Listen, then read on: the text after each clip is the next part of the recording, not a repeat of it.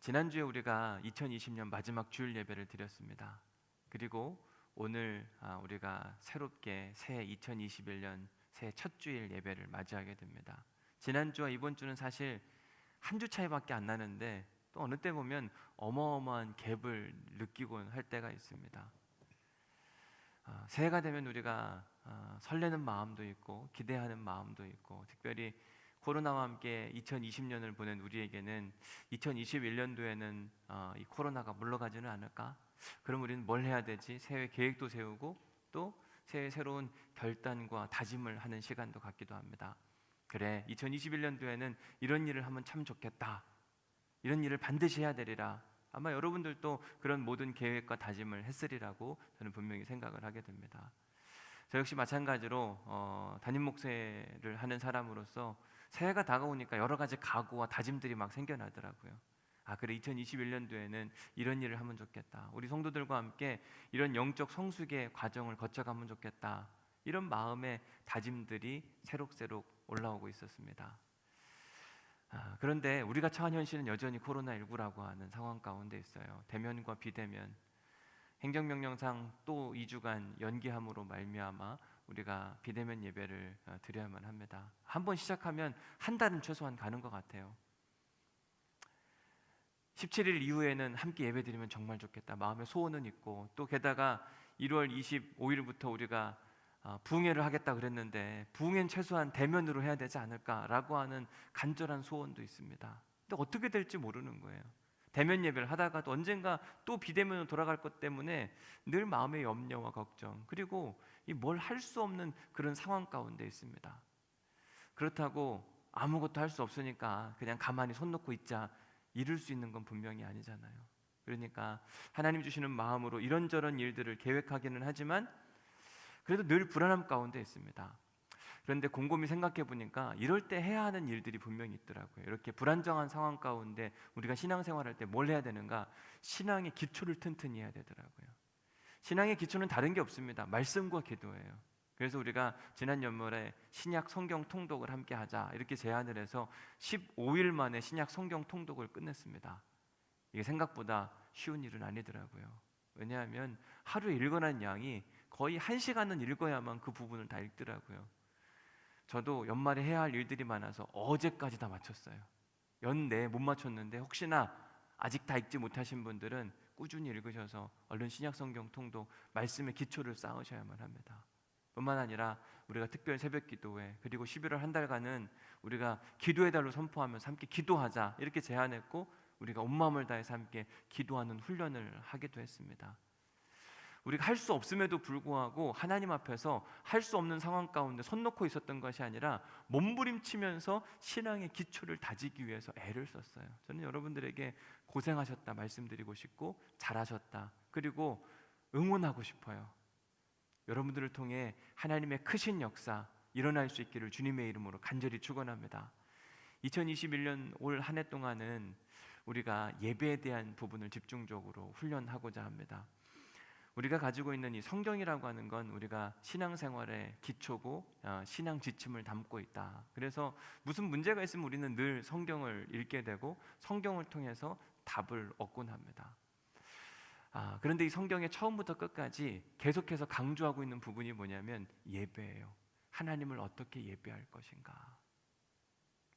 근데 성경을 읽다 보면 다음과 같은 구절들을 만날 때마다 마음에 좀 불편한 마음, 무거운 마음이 찾아올 때가 있습니다.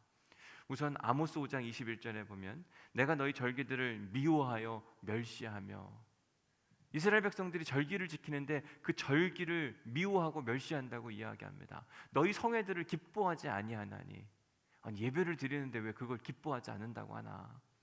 또 이사야서 1장 13절 말씀에 보면 헛된 재물을 다시 가져오지 말라, 분향은 내가 가증히 여기는 바요. 분향을 하는데, 하나님께 제사를 드리고 예배를 드리는데 그것을 가증히 여긴다, 토해내고 싶다, 이런 얘기도 정말 불편한 이야기이기도 합니다. 그런가 하면 말라기 1장 7절 말씀을 보면 너희가 더러운 떡을 나의 제단에 드리고, 하나님께 뭘 드리는데 더럽다고 이야기를 합니다. 뭐가 그렇게 더러운 건가? 전능하신 하나님께서는 우리의 예배를 받기를 원하십니다. 그런데 하나님이 받으시는 예배 중에 하나님이 기뻐하시는 예배가 있는가 하면 하나님께서 역겨워하시는 예배, 가증히 여기는 예배, 토해내고 싶은 예배도 분명히 있다. 예배를 인도하는 목사로서 내가 인도하는 예배가 혹시 하나님이 역겨워하시는 예배는 아닐까, 마음에 두려움과 염려가 찾아올 때가 분명히 있습니다. 올해 우리 교회 표어는 Stop and Worship, 우리 함께 멈춰서서 하나님께 예배하자. 애굽에서 종살이하던 이스라엘 백성들, 그들은 끊임없이 노동착취를 당하고 있었는데 하나님께서 그들을 애굽으로부터 벗어나게 해주고 싶어 하셨습니다. 그 이유가 뭔가 출애굽기 7장 16절에 나옵니다. 함께 말씀 읽어보겠습니다. 시작. 그에게 이르기를 히브리 사람의 하나님 여호와께서 나를 왕에게 보내어 이르시되 내 백성을 보내라.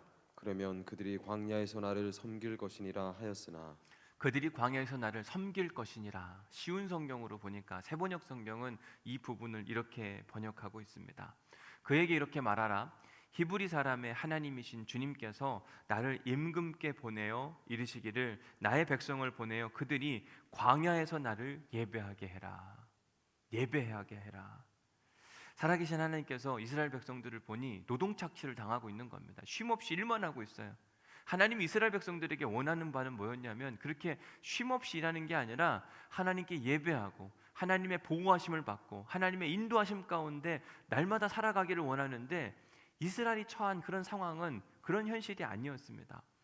출애굽기 3장 9절 10절에 보면 이제 가라, 이스라엘 자손의 부르짖음이 내게 달하고 애굽 사람이 그들을 괴롭히는 학대도 내가 보았으니. 그러니까 이스라엘 백성들이 끊임없이 고통과 아픔 가운데 있었습니다.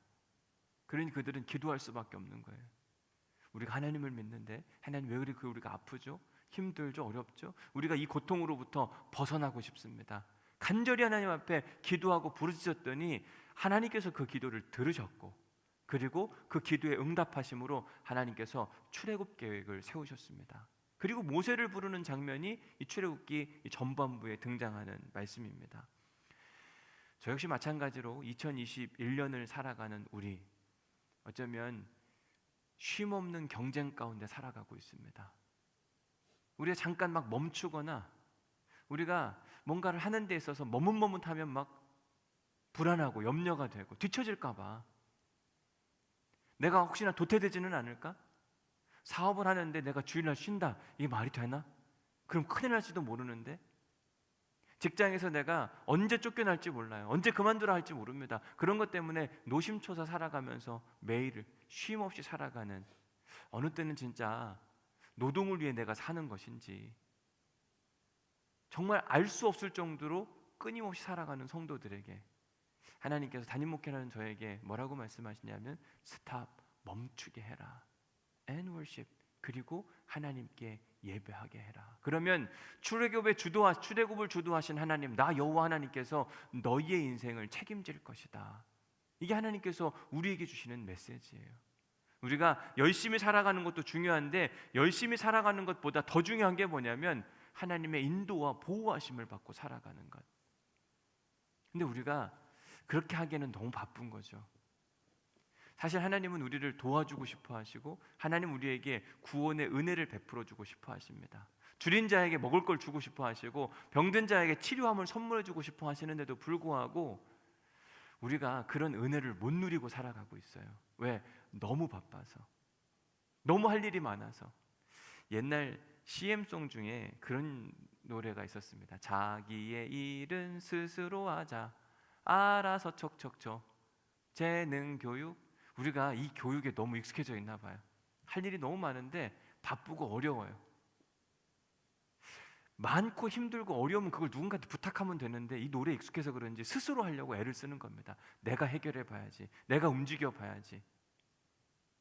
하나님이 맡기라고 이야기하는데도 불구하고 하나님 걱정하지 마세요, 이거 내가 알아서 할 테니까. 하나님은 그냥 가만히 계시면 된다고.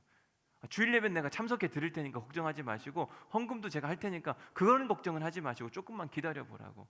하나님 이런 말씀도 주시고 저런 말씀도 주시는데 지금 그렇게 해서는 이 세상을 살아갈 수 없다. 하나님을 오히려 우리가 설득한다니까요. 우리가 설득을 당해서 하나님의 인도하심을 받고 보호하심을 받아야 되는데 오히려 그 크신 하나님을 우리가 막 이끌어 가려고 그래요. 그러니까 얼마나 힘들고 어려워요. 세상도 힘든데 하나님도 막 설득해야 되니까 너무 힘들고 어려운 시기를 살아간다 이야기를 하는 겁니다. 그래서 사실 하나님은 우리를 도와주고 싶은데도 하나님 우리를 도와줄 수 없는 이유가 뭐냐면 우리가 잠깐만 기다리라고 자꾸 이야기를 하니까, 그리고 우리가 막 설득을 하니까 하나님이 설득 당하셔서 가만히 기다리고 있는 거예요. 아이러니한 거죠. 그러나 그게 우리의 현실입니다. 여호와의 열심히 이 일을 이루리라. 사실 여러분, 하나님이 일하시기 시작하면 안 될 일이 되기도 하고 될 일이 안 되기도 합니다. 여호수아 6장 16절 말씀에 보면 일곱 번째 제사장들이 나팔을 불 때 여호수아가 백성에게 이르되 외치라, 여호와께서 너희에게 이 성을 주셨느니라. 이스라엘 백성들이 이제 하나님이 약속한 가나안 땅에 들어갈 때 첫 번째 만난 성이 견고한 성 예루살렘 성이에요. 그 여리고 성이었습니다. 여리고 성 성벽이 얼마나 두꺼웠던지요. 이게 감히 쉽게 범접할 수 없는 곳이었습니다. 그런데 하나님께서 그들에게, 이스라엘 백성들에게 말씀하시기를 그 성을 7번 들고 소리치래요. 그 견고한 성이 어떻게 무너지냐고요. 그런데 여호와의 열심히 하나님이 일하셨더니 말도 안 되는 성이 막 그냥 와르르 무너져 버렸습니다. 안 될 일이 돼요. 그런데 반대로 될 일도 안 되는 게 여호수아 7장 4절 5절 말씀 함께 읽어보겠습니다. 같이 읽습니다. 시작. 백성 중 3천 명쯤 그리로 올라갔다가 아이 사람 앞에서 도망하니 아이 사람이 그들을 36명쯤 쳐 죽이고 성문 앞에서부터 스바림까지 쫓아가 내려가는 비탈에서 쳤으므로 백성의 마음이 녹아 물같이 된지라. 이 여리고성 전투가 끝나고 나서 아이성이라고 하는 작은 성이 있었는데 그 성은 우리가 얼마 안 가도 되겠습니다. 쉽게 이길 수 있을 것 같습니다. 아주 기고만장해진 겁니다. 저 견고한 성도 우리가 이렇게 무너뜨렸는데 저 아이성 정도쯤이야. 근데요, 그 성에 가서 완전히 패배해요. 안 될 일도 되게 하신 하나님, 그리고 될 일도 안 되게 하신 하나님, 이게 우리가 믿는 전능하신 하나님의 능력이거든요. 하나님이 일하시면 되고 하나님이 일하시면 안 되는데, 그런데도 불구하고 그런 하나님을 아는데도 우리는 하나님께 맡기지를 못해요. 그 하나님께 도움을 청하면, 그 하나님이 일하도록 그 방법을 알면 일하도록 만들어주시기만 하면 되는데 우리가 그 일들을 잘 안 해요. 하나님이 일하시게 하는 방법이 있거든요. 그 방법이 뭐냐? 스탑 앤 워십이에요. 멈춰서서 예배하는 거예요. 여러분, 출애굽 사건들 여러분 잘 생각해 보십시오. 앞에 홍해가 있고 뒤에 애굽 군대가 쫓아왔어요. 사람들 불평하고 원망하고 막 쉼없이 막 뭔가를 합니다. 그때 모세가 했던 이야기가 있어요.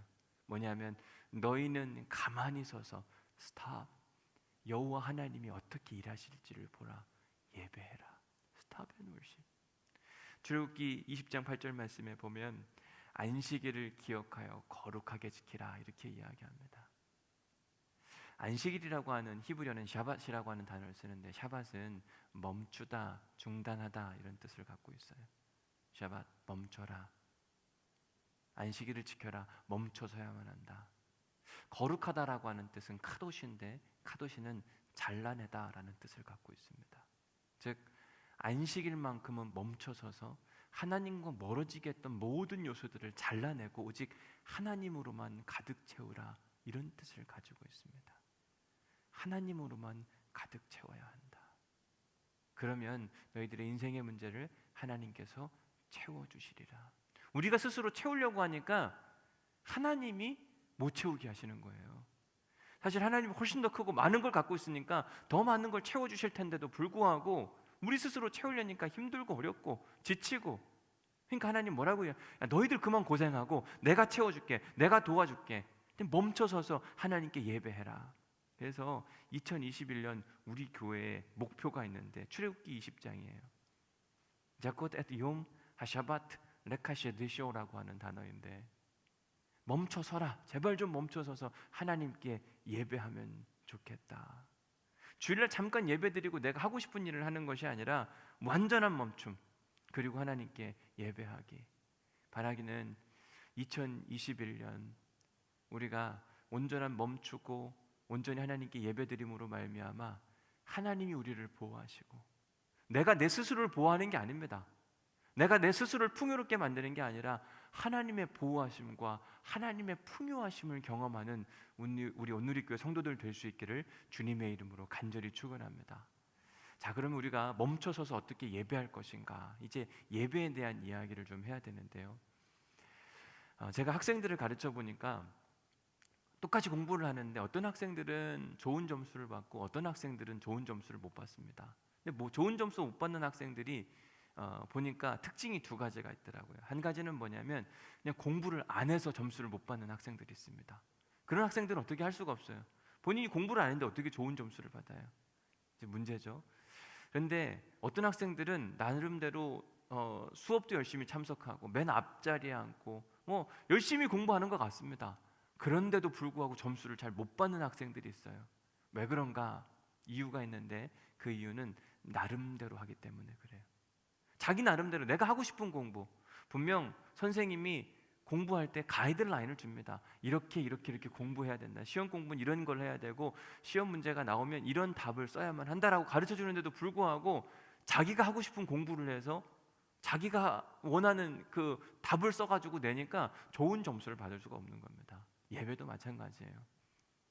우리가 예배 드리는 것, stop and worship, 멈춰서서 예배하라. 거기까지는 좋은데 나름대로의 예배를 드리기 시작하면 하나님이 기뻐하시는 예배가 아니라 하나님께서 역겨워하시는 예배를 드릴 수가 있다. 그래서 여러분, 우리가 예배를 배워야 돼요.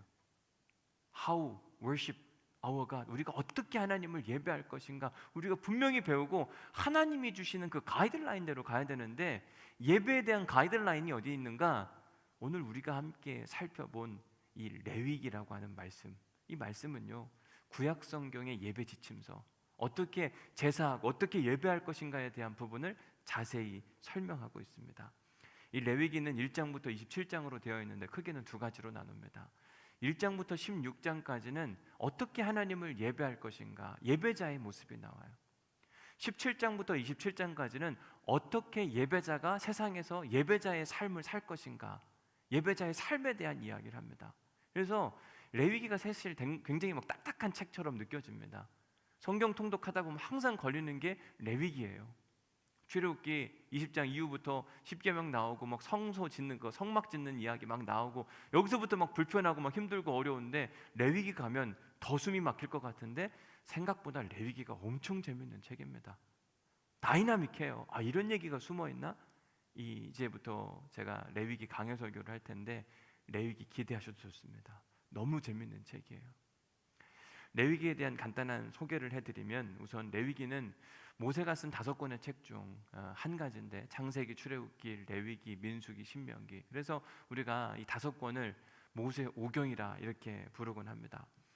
이 5권의 책 중에 유대인들이 가장 많이 읽었고 가장 소중하게 여기는 책이 뭐냐면 바로 레위기예요. 유대인들은 이 모세 오경을 자기 자녀들에게 수시로 가르쳐 줬습니다. 왜? 자기 민족의 뿌리이고 자기 신앙의 뿌리이기 때문에 이 모세 오경을 중요하게 생각했어요. 그런데 자기 자녀들한테 이 모세 오경을 가르칠 때 가장 먼저 가르치는 책이 뭐냐? 우린 일반적으로 창세기부터 시작하니까 창세기를 가르치지 않을까? 이스라엘 백성들은 출애굽 사건을 중요하게 생각하니까 출애굽기를 가르치지 않을까라고 생각하지만 유대인들은 레위기를 먼저 가르칩니다. 왜? 예배가 그만큼 중요하기 때문에. 이 레위기를 아람어로 표기하면 시프라라고 하는 단어를 쓰는데 이 시프라는요 너북이라고 하는 정관사 더가 붙어요. 유대인들에게 가장 소중했던 책. 그래서 유대인들이요 그 책 가져와 그러면 그 책이 뭐냐면 레위기 갖고 오는 거예요. 그만큼 유대인들에게 있어서 레위기는 중요한 책이었다. 여러분 레위기가 얼마나 중요한지 아시겠죠? 오늘 보면 1절 말씀을 좀 보겠습니다. 1절 말씀 같이 읽어보겠습니다. 시작. 여호와께서 회막에서 모세를 부르시고 그에게 말씀하여 이르시되. 히브리어 성경으로 보면 레위기 1장 1절에 첫 번째 시작하는 단어가 와이크라라고 하는 단어를 씁니다. 그가 부르셨다. 하나님이 모세를 부르셨다. 레위기는 하나님께서 모세를 직접 부르셔가지고 직접 그에게 말씀하신 책이에요. 모세오경에 대해서 말씀드렸는데 창세기, 출애굽기, 민수기 이런 책들은요 하나님이 하신 일에 대한 이야기가 훨씬 더 많습니다. 그러니까 역사책에 가깝다고 보시면 돼요. 그런데 레위기는 그가 말씀하셨다. 와이끄라라고 하는 단어가 거의 한 56번 이상 등장합니다. 그러니까 처음부터 끝까지 레위기 1장부터 27장까지 하나님께서 모세에게 예배에 대한 지침을 주시는데 직접 말씀하신 이야기가 고스란히 담겨 있어요. 그래서 레위기 맨 마지막인 27장 34절 말씀에 보면 이것은 여호와께서 시내산에서 이스라엘 자손을 위하여 모세에게 직접 명령하신 계명이니라. 그만큼 레위기가 중요하고 하나님이 직접 계명으로 말씀하신 거니까 얼마나 중요하겠어요. 그러면 하나님께서 예배에 대한 이야기를 하실 때 가장 첫 번째로 꺼내신 이야기가 뭔가, 얼마나 중요하면 첫 번째로 꺼내실까? 우리 2절 말씀을 읽어보도록 하겠습니다. 2절 말씀 시작. 이스라엘 자손에게 말하여 이르라. 너희 중에 누구든지 여호와께 예물을 드리려거든 가축 중에서 소나 양으로 예물을 드릴지니라. 저는 2절 말씀 읽으면서 예물을 드리려거든 이 단어를 주목하게 됐습니다. 하나님께서 이스라엘 백성들에게 예배에 대한 지침을 주시는데 첫 번째로 강조해서 가르쳐 주신 게 뭐냐? 예물을 드리려거든. 여러분, 예배는요 선택이다. 이게 중요합니다. 잘 보시면 하나님께서 강조할 때 의무를 먼저 가르쳐 주실 것 같아요. 야, 예배 꼭 드려라. 드려야만 한다. 이렇게 가르쳐 주실 것 같은데 예배를 드려야 한다를 가르치지 않고 예배를 드리려거든 자원적 예배에 대해서 가르치는 겁니다. 예배를 드릴 수도 있고 예배를 안 드릴 수도 있는 거예요. 그런데 너희들이 혹시나 예배를 드리고 싶은 마음이 들거든 너희들은 그 예물을 가져올 때 가축 중에 소나 양으로 예물을 드려야 된다. 즉 하나님은 모세에게 의무감의 예배를 드리는 것보다 자원적으로 드리는 예배가 훨씬 더 중요하다. 예배를 선택할 수 있다면 선택적 예배를 드리는 것에 내가 더욱더 관심하고 집중하고 있다. 우리가 다음 주부터 살펴볼 말씀이 이제 레위기 3장 1장 3절부터 17절 말씀, 번제에 대한 이야기입니다. 근데 번제는 의무 예배가 아니었어요. 제사장이 아침 저녁으로 2번 상번제를 하나님 앞에 올려드릴 때 예배 드리고 싶은 사람이 제물을 가지고 와서 예배 드리는 방법에 대해서 이제 3절부터 17절까지 소개하고 있습니다. 근데 이 예배가 뭐 모든 사람이 무조건 드리는 게 아니라 예배를 드리고 싶어하는 마음에 감동이 생길 때 너희들은 소나 양이나 비둘기나 이런 걸 가져와서 예배를 드릴 때 어떻게 예배 드리면 된다. 하늘로 하나님께 향기를 온전히 다 올려드리면 된다. 이런 이야기가 번제에 대한 이야기인데 이 번제가 어떤 예배였냐면 의무 예배가 아니라 철저하게 자원하는 마음으로 드렸던 그런 예배였던 겁니다. 왜 하나님은 첫 번째 예배에 대해서 강조할 때 의무적으로 드릴 예배를 강조하지 않으시고 오히려 자원하는 예배를 강조하셨을까? 의무적 예배로 드리는 건 기본이에요. 우리가 주일 예배를 드립니다. 주일 예배는 드려도 되고 안 드려도 되는 선택의 문제가 아니라 반드시 드려야 되는 예배. 그런데 이 예배를 드릴 때 어떤 사람은요 의무감으로 드리는 사람이 있습니다. 마지못해서 오는 예배. 근데 하나님이 주목하시는 예배는 뭐냐면 마지못해서 드리는 예배가 아니라 자원하는 마음으로, 기쁜 마음으로. 결국 하나님이 역겨워하시냐 기뻐하시냐의 이 선택의 기준은 뭐냐면 우리의 중심과 우리의 마음, 어떻게 예배를 드리느냐. 마지못해서 오는 예배냐 아니면 자원하는 마음으로 드리는 예배이냐. 마가복음 12장에 보면 예수님께서 헌금에 대한 이야기를 하십니다.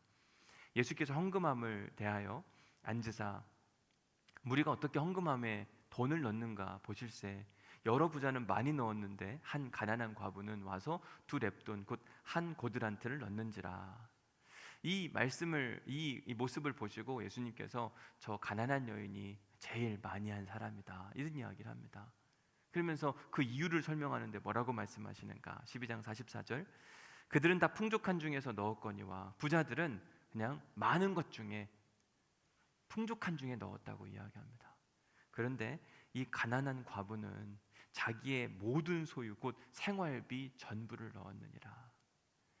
여러분 그렇게 예물을 드릴 때 부자와 가난한 사람의 마음 자세가 어땠을까요? 완전히 다른 거죠. 뭐라고 표현했냐면 여러 부자는 많이 넣었는데 근데 그들이 뭐라고 표현했냐면 그 풍족한 것 가운데 넣었대요. 헌금을 넣어준 거예요. 드린 게 아닙니다. 예배도 마찬가지입니다. 예배를 드려준 거예요. 예배를 드린 게 아니에요. 하나님이 온전한 마음이 없는 예배를 역겨워하시고 싫어하신다. 여러분, 출석 여부가 하나님이 역겨워하냐 역겨워하지 않느냐가 아닙니다. 예배 안에 있는데 이스라엘 백성들이 예배를 안 드려서 하나님이 역겨워하신 게 아닙니다. 예배를 드렸음에도 불구하고 자원하는 마음이 없이 어느 때는 형식적으로 마지못해서 그런 예배를 하나님께서 역겨워하신다. 자원하는 예배로 하나님께 예배를 드려야 되는 거 아니냐, 하나님께서 거듭 강조해서 말씀하시고 또 말씀하십니다. 물론 주일 예배를 드리고 싶어도 못 드리는 분들이 계십니다. 하나님, 저도 자원하는 마음으로 주일날 스탑 앤 월십, 멈춰서서 하나님께 예배하고 싶은데 하나님도 아시잖아요. 우리 사정, 우리가 어떻게 예배할 수 없는지 하나님도 아시는데 우리 기도를 좀 들어주십시오. 우리도 제발 주일에 멈춰서서 예배할 수 있는 상황을 좀 만들어 주십시오. 그러면서 시간을 쪼개서 예배드리는 성도들의 모습, 여러분, 하나님께서 그들의 예배를 어떻게 받으시겠는가? 내가 지금 예배 드릴 수 없는 상황이면 온라인으로도 예배를 드리든지, 아니면 그렇게도 예배 못 드릴 수밖에 없으니까 주일날은 막 새벽에 와서 예배를 드리든지, 애를 쓰면서 예배를 지키려고 하는 그 마음, 하나님이 진짜 원하시는 건 예배 자리에 주일날 뭐 지금 7시 반, 9시 반, 11시 반 이거 앉아있느냐가 중요한 게 아니라 어떤 마음의 자세로, 자원하는 마음으로, 기쁨과 즐거움으로 하나님 앞에 나와서 예배를 하고 있는가, 이걸 훨씬 더 집중해서 보고 계신다. 2009년도에 아제르바이잔에서 선교하시는 유승찬 선교사님으로부터 제가 편지 한 통을 받은 적이 있습니다. 그 선교 편지에는 아이균이라고 하는 어느 한 청년 이야기가 담겨 있었어요. 그는 이슬람 신앙을 갖고 있었는데 기독교로 개종한 청년이었습니다. 너무 귀한 청년이죠. 그런데 그의 개종 사실이 그의 가족에게 알려지자 무슬림 국가에 살던 그의 모든 가족은 분개하는 일이 발생했고, 그의 아버지가 이 아이균이라고 하는 청년의 문 앞에서 칼을 들고 지켜 서 있는 겁니다. 너 예배하러 가면 죽여버릴 거야. 신앙이라는 게 진짜 무서운 거예요. 누군가는 예배를 드리러 가고 싶어하고, 누군가는 신앙의 문제 때문에 자기 자녀를 죽이겠다고 칼을 들고 서 있는 겁니다. 생각해보면 옛날 어른들은 옛날에 교회 간다고 부모님이 작대기 들고 서 있는 거하고 똑같아요. 그러니 밖에 나가서 예배를 못 드리겠는 겁니다. 선교사님이 봐도 이러다 큰일 날 것 같으니까 이 아이균이라는 청년을 말렸어요. 예배 오고 싶어도 좀 기다리자. 그냥 일단 너 방에서 말씀 읽고 기도하면서 하나님이 길을 여실 때를 한번 좀 기다려보자. 그리고 매일 아침마다 말씀 문자를 보내주고 하나님께 그 청년을 향한 간절한 중보 기도가 있었습니다. 2달이라고 하는 시간이 훌쩍 지나갔어요. 그런데도 불구하고 상황이 바뀌지 않습니다. 아버지는 여전히 주일만 되면 밖에서 예배 가지 못하도록 지키고 있는 거예요. 이 아이균이라는 청년은 너무 예배하고 싶은 겁니다. 어떻게 예배할 수 있을까? 예배 자리에 나가고 싶은데 뭘 해야 되지? 어떻게 해야 되지? 하나님, 예배하고 싶습니다. 예배 자리에 나가고 싶은데 이거 어떻게 해야만 하는 겁니까? 여러분, 예배하고 싶은 마음이 폭발하니까요, 더 이상 머물 수가 없는 거예요. 문을 열고 아버지를 밀치고 예배당으로 뛰어나왔다고 이야기하면서 그 얘기를 적어놓으면서 유승찬 선교사님이 이 아이균이라는 청년을 위해서 기도해 주면 좋겠다. 오늘 설교 준비하는데 2009년 벌써 11년 전 이야기를 하나님께 생각나게 하셨어요. 그래, 그때 그 예배. 여러분, 이 아이균이라는 청년은 어떤 마음으로 이렇게 예배당에 뛰쳐나올 수밖에 없었을까? 지금 잘못 나갔단 아버지한테 죽을 작정입니다. 목숨을 잃어버릴 수도 있어요. 그런데도 불구하고 목숨과 예배를 바꾸려고 도전하는 믿음의 도전이 있었어요. 어떻게 그 일이 가능했는가? 예배에 대한 맛을 알았기 때문에 그래요. 전능하신 하나님의 능력을 그가 신실하게 믿었기 때문에 그렇습니다. 그러니까 참을 수가 없는 겁니다. 나 하나님께 예배해야 돼. 예배를 막 억지로 데리고 있는, 여기 앉아, 예배 드려야지, 뭐 하는 거야, 이렇게 하는 정도가 아닙니다. 예배가 너무 좋은 거예요. 하나님이 너무 좋은 겁니다. 만나고 싶고 그리워지고 싶고, 그러니까 내가 그냥 차라리 죽는 한이 있어도 예배 드리러 가야 되겠다. 저는 시편 34편 말씀을 좋아하는데, 시편 34편 1절 말씀에 보면 너희는 여호와의 선하심을 맛보아할지어다. 너희는 여호와의 선하심을 맛보아할지어다. 여러분, 그 맛을 본 사람은요, 포기를 못하는 거예요. 너무 좋은데? 감사하다, 즐겁다, 그 맛을 다시 한번 보면 좋겠다. 유명한 조직신학자 중에 김효석이라고 하는 목사님이 계십니다. 그분이 쓴 책이 있는데 잊혀진 사람들의 마을이라는 책이 있어요. 이 김효석 목사님이 전남 영호의 마을 그 영호의 나원자촌에서 목회를 시작을 하셨는데, 목회를 시작했더니 그 마을에서 유일하게 멀쩡하게 생긴 양 씨라고 하는 사람이 복음을 받아들이게 되었고 교회를 나오기 시작했답니다. 그런데 어느 날 양 씨가 목사님을 찾아와가지고 목사님 궁금한 게 있대요. 뭐가 그렇게 궁금하냐고. 자기한테 돼지 5마리, 암돼지 5마리가 있었는데 이 암돼지 5마리가 옆집에 있는 이 채소밭에 가가지고 채소밭을 다 망가뜨려 놨대요. 그랬더니 옆집 주인이 화가 나가지고 이 채소가 보상해라. 어떻게 할 거냐? 어떻게 하면 좋겠냐 그랬더니 그 암돼지 5마리 다 내놓으라 그랬대요. 목사님, 세상에 이런 법이 어딨냐고. 이럴 때 어떻게 해야 되냐고. 내가 예수 그리스도를 믿기로 다짐하고 교회도 나왔는데 이럴 때는 그리스도인들이 어떻게 해야 되는지 그 방법을 좀 가르쳐 주면 좋겠다. 그래서 이 김 목사님이 이렇게 조언을 했다고 합니다. 지금 보니까 당신이 예수 믿겠다고 하니까 마을 사람들이 한번 시험해 보는 것 같습니다. 예수 믿는 사람은 이런 문제 어떻게 하는지 해결하는지 그 방법을 사람들한테 보여줄 필요성이 있는 것 같습니다. 우리 그냥 그 5마리 암돼지 그 채소밭 주인에게 주는 게 어떻겠습니까? 사실 조언을 얻으러 올 때는 위로도 받고 그런 일이 있었냐, 어려웠지, 이런 마음의 위로를 좀 받고 싶은 그런 마음이 있었는데 와서 보니까 엉뚱한 얘기 하는 거죠. 갖다 주라 이렇게 이야기하니까 막 화가 나기는 했는데, 목사님 진짜 그게 예수 믿는 사람의 모습입니까? 네, 그게 그렇게 하는 게 좋을 것 같습니다. 그러면 내가 이유는 잘 모르겠지만 목사님 그렇게 하라니까 한번 일단 순종해 보겠습니다. 그리고 집에 돌아가서 암돼지 5마리를 그냥 옆집 주인에게 줬대요. 그게 바로 그의 여름이었고 가을쯤 됐는데 이 양씨란 사람이 다시 목사님을 찾아왔답니다. 목사님 궁금한 게 또 있다고. 뭐가 궁금하냐고. 사실은 궁금한 것보다 더 기쁘고 즐거운 일이 내가 있어 찾아왔다 그러면서 뭐라고 이야기하냐면, 옆집 주인 황소 7마리가 있는데 그 7마리가 우리 밭에 와가지고 채소를 막 다 갉아먹었다 그러면서, 그럼 이제 어떻게 되는 거예요? 제가 그 옆집 주인에게 이제 황소 7마리 내놓으라 그랬대요. 지난번 암돼지 5마리 가져갔으니까 이제 황소 7마리 내놔야 되는 거 아니냐. 그 얘기를 한참 듣던 그 김 목사님이 뭐라 그랬냐면, 다 좋은데 지난번 당신이 암돼지 5마리 빼앗기고 얼마나 속상하고 화가 나가지고 막 씩씩거리는 거 기억나지 않냐. 그 사람도 7마리 빼앗겼으니까 게다가 황소 7마리면 어마어마한, 옛날 황소 1마리면 시집 보내고 장가 보낸 미천이라고 얘기했는데 어마어마한 그 양일 텐데 얼마나 속상하고 화가 나겠냐. 예수 믿는 사람이 어떤 인생을 살아야 되냐면 그냥 그거 7마리 다시 돌려주면 안 되겠냐. 그랬더니 양씨가 막 화를 내가지고요, 노발대발 하더래요. 이런 게 무슨 예수 믿는 거냐고. 내가 지난번에도 손해봤는데 이번에 또 손해봐야 되는 거냐고. 한참 화를 내다가, 내가 예수를 믿기로 작정을 했으니까 한 번만 더 내가 그러면 목사님 말에 순종해 보겠다. 집에 가서 7마리를 돌려줬대요.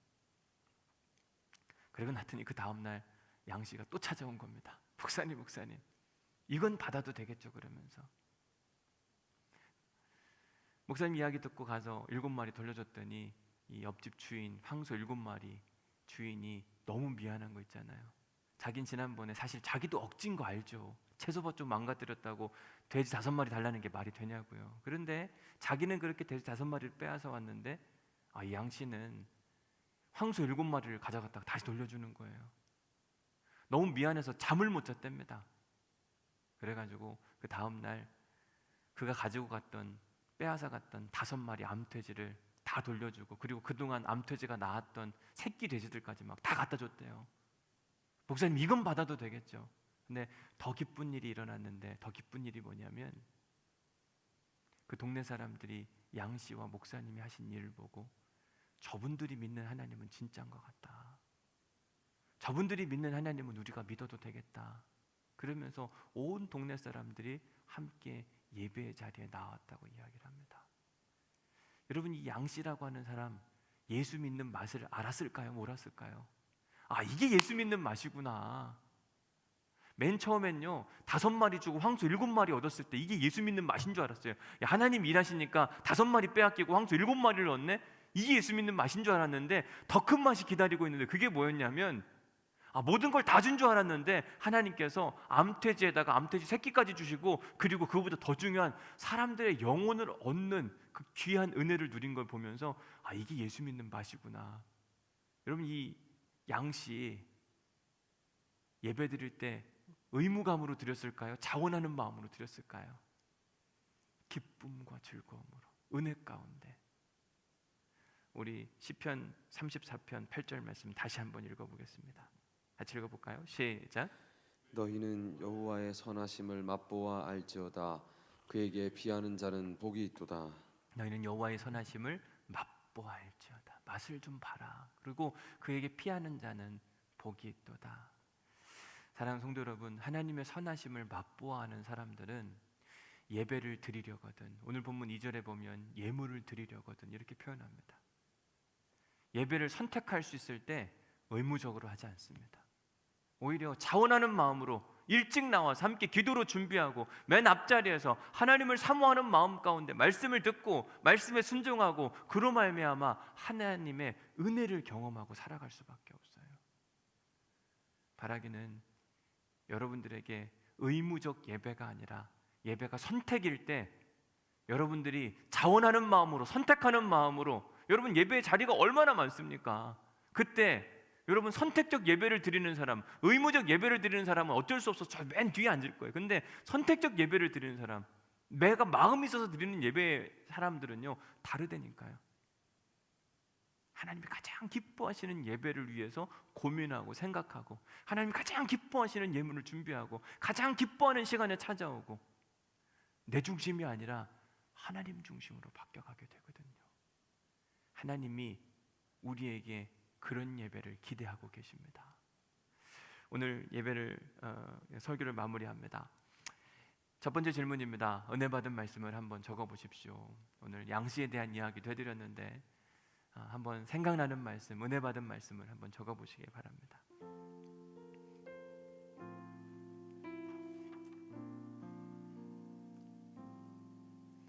두 번째 묵상 질문은 오늘 새해 첫날 예배인데 여러분 자원하는 마음으로 예배를 드리고 계십니까? 아니면 신년 예배니까 의무감으로 드리십니까? 첫 번째 예배니까 내가 그래도 드려줘야지. 어떤 예배입니까? 특별히 온라인으로 드리시는 예배처럼 잘 기억하셔야, 생각해 보셔야 돼요. 자원함으로 예배를 드리는 분들은요 미리 준비하고 미리 생각하고 미리 씻고 앉아가지고 정말 정결한 마음으로, 이게 참 어려운 일이더라고요. 그러나 우리가 해야 할 일입니다. 자원함으로 드리냐 의무감으로 드리냐, 자세부터 틀려요. 어떻게 예배를 드리냐. 세 번째, 당신은 하나님의 맛을 아십니까? 하나님을 믿는 맛이 있어야 돼요. 맛을 알려면 말씀에 순종을 해야 되더라고요. 양씨가 순종을 한 겁니다. 그러니까 그 맛이 엄청난 걸 알았던 거예요. 아이귀난 청년이 하나님의 맛을 알았습니다. 그랬더니 감출 수 없는 예배 가운데 막 누가 지키고 있는데 칼을 들고 서 있는데도 불구하고 뛰쳐나오는 거, 왜? 하나님의 맛을 알았기 때문에. 우리가 하나님의 맛을 알려면 하나님 말씀에 순종을 해야 돼요. 이 하나님 말씀의 맛을 봐야 됩니다. 우리가 지난주에 비뚤어진 마음에 대한 이야기를 했습니다. 누군가를 향하여 서운한 마음이 있거나 비뚤어진 마음이 있으면 온전한 예배자가 될 수가 없다. 하나님 앞에 그 비뚤어진 마음을 바로잡자. 이 얘기를 듣고도 그냥 지나치는 사람은 하나님의 맛을 못 봅니다. 근데 그 말씀을 듣고 내가 그런 사람 있는데 찾아가고 만나고 기도하고, 그런 사람들한테 하나님이 일하시네, 역사하시네. 그런 사람은요 예배의 맛을 알 수 있거든요. 바라기는 이번 한 주간도 한번 예배에 대해서 진지하게 고민하시고 이 말씀을 계속 한번 묵상해 보시고, 그리고 우리가 교회에서 3분 메시지를 만들어 드리니까 그 3분 메시지를 계속 매일마다 한번 좀 다시 한번 3분 동안만 여러분 다시 보면 돼요. 내가 진짜 자원하는 예배를 드리나? 고민해 보시고 다음 주 예배만큼은 내가 드리는 예배가 진짜 예배 드리고 싶은 마음이 막 솟구쳐가지고 주님 얼른 주일이 왔으면 좋겠습니다. 벌써 주일이 왔어가 아니라 언제 주일이 오나, 이 간절한 소망이 있어야 되거든요. 그러려면 우리의 마음 상태를 점검해 보셔야 돼요. 그리고 하나님의 맛을 아셔야만 합니다. 여러분 주보 한번 보시겠어요? 주보 한번 보시면 여러분 조금 변화된 사항이 또 한 가지가 있습니다. 주보를 쫙 이렇게 크게 펴시면 오른쪽에 그 교회 소식 오른쪽에 보면 예배 점검표가 있습니다. 예배를 그냥 드리면 안 되거든요. 거기 예배 점검표에 보면 주일 점검 사항이라는 게 있고, 집에서 보시는 분들은 교회 홈페이지에 가면 주보가 있어요. 그러니까 주보를 보시면 됩니다. 업로드 해놨으니까 주보를 보시면 됩니다. 거기 보면 주일 점검 사항 이렇게 해서 몇 가지 질문이 있습니다. 오늘 아침에 일어났을 때 가장 먼저 예수님을 생각하셨습니까? 여러분 이래야 예수님이 만나고 싶고 예배를 드리고 싶은 거예요. 두 번째, 오늘 가족들과 대화 가운데 예수님의 마음으로 하셨습니까? 대화를 하는데 내가 생각하는 대로 막 말하나, 내 감정대로 말하나, 아니면 예수님의 마음으로 말하나. 저는요, 우리의 삶이 온전히 예수님으로 가득 채워지기를 원합니다. 그래서 여러분들이 교회에 오시면 첫 번째 하셔야 될 일이 뭐냐면 먼저 기도하시고 그 다음에 이 예배 점검표를 먼저 점검하시는 거예요. 그리고 예배 주보 버리지 마시고 가지고 가셔서 여기 보면 주중 점검표가 있습니다. 하루 일과를 시작할 때 주님을 생각하셨습니까? 월요일부터 금요일까지 매일마다 체크하시는 겁니다. 그러면서 우리가 주님을 놓치지 않기를, 주님으로 가득 채워져 있으면 우리의 삶이 바뀌고 예배가 기다려지거든요. 혹여나 내가 넘어졌다 할지라도 나를 용서하시고 새롭게 만드실 하나님을 기대할 수 있거든요. 그런 차원으로 여러분들에게 새로운 도전을 해드리는 거예요. 그래서 여러분들 삶 안에 예수님으로 가득 채워져서 날마다 예수님이 그리워지고 예수님과 예배하고 싶어하는 마음이 온전히 세워질 수 있기를 주님의 이름으로 간절히 축원합니다. 우리 함께 찬양하겠습니다. 찬양하시면서 하나님, 나의 예배가 완전하신 주님을 온전히 찬양하는, 온전히 예배하는 그런 예배가 되게 하여 주옵소서. 우리 함께 찬양으로 하나님께 고백하겠습니다. 완전하신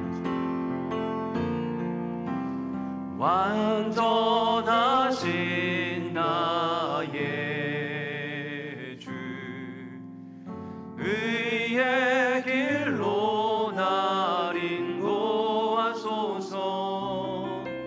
행하신 모든 일 주님의 영광 다 경배하. 다시 한번 찬양합시다. 완전하신 나의 하나님, 주님만을 예배합니다.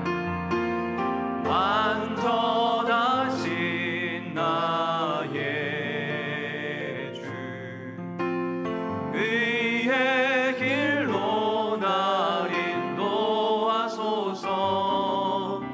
행하신 모든 일 주님의 영광 다 경배. 우리 한 번 더 찬양할까요? 완전하신 주님, 주님을 예배합니다.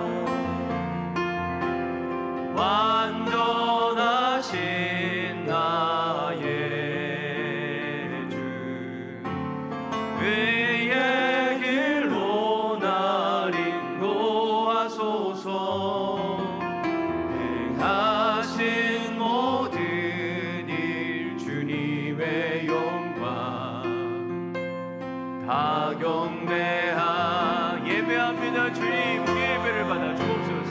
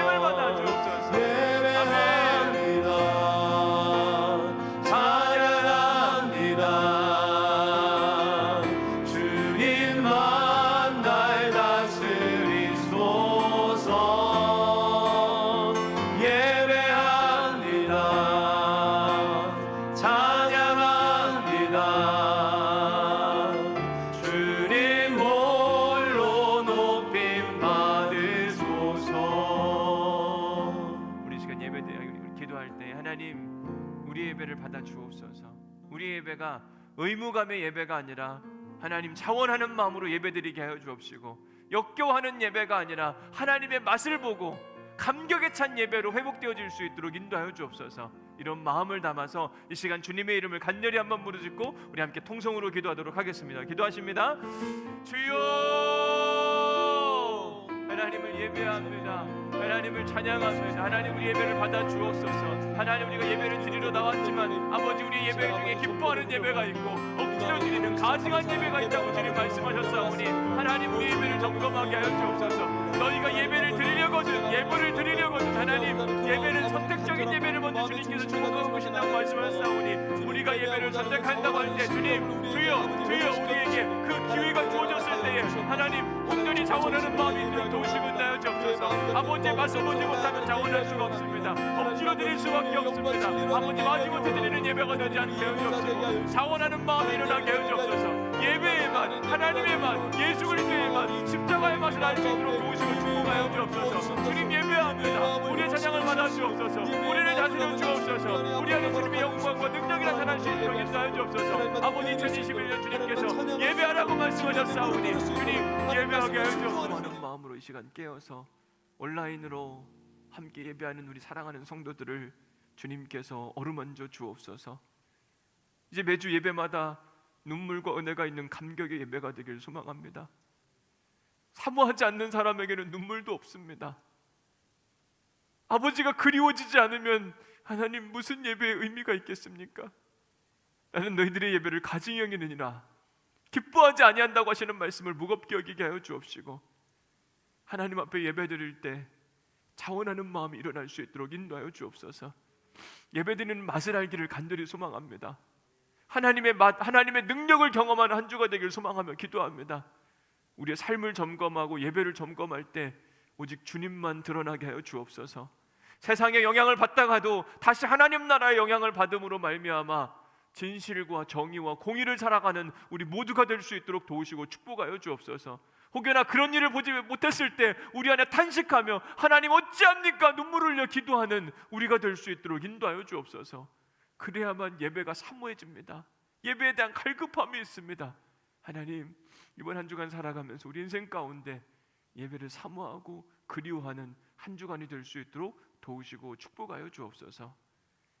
이제는 우리 주 예수 그리스도의 은혜와 아버지 하나님의 극진하신 사랑과 성령님의 감동, 감화, 역사, 교통, 위로하심이 이제 예배를 의무감으로 마지못해서 드리는 예배가 아니라 때가 되어서 드리는 예배가 아니라 자원함으로 드리기를 소망하는 우리 온누리교회 모든 성도들 가운데 이제로부터 영원히 함께 하시기를 간절히 축원하옵나이다.